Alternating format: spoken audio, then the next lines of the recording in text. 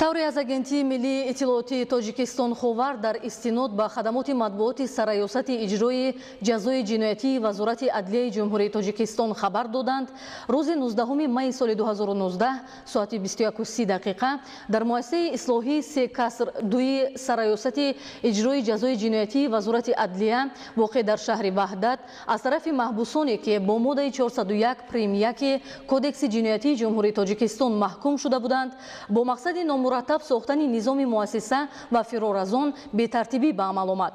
Ташкилкунандагони бетартибӣ аъзои созмони террористиву экстремистӣ дар Тоҷикистон тибқи қонун манъшудаи давлати исломӣ буда, роҳбарони бевоситаи он Беҳрӯзи Гулмурод, писари собиқ полковники хоин Гулмурод Ҳалимов, ки дар Сурия кушта шудааст, ва Гулов Фахриддин, Шарипов Маҳмадулло ва Ҳасанов Рӯҳулло буданд.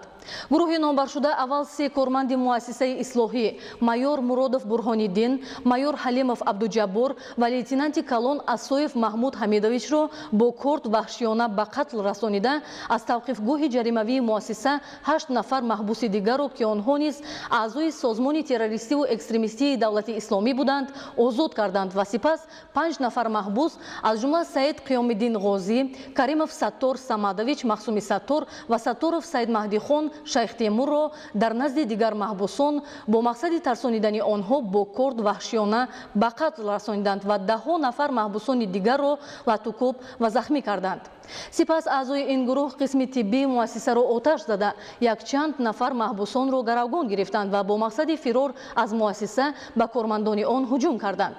Дар натиҷаи амалиёти ҷавобӣ ки тибқи талаботи қонун сурат гирифт, 24 нафар аъзои гурӯҳи зикршуда безарар гардонида, 35 нафар дастгир карда шуд. Шахсони ба гаравгон гирифта шуда озод карда шуданд. Оид ба ҳодисаи ба амал омада аз тарафи прокуратураи генералӣ парвандаи ҷиноятӣ оғоз карда шуд ва тафтишот идома дорад. низоми муқаррарӣ дар муассиса ки дар он 1500 нафар маҳбусон адои ҷазо мекунанд барқарор карда шуда, вазъият зери назорат қарор дорад.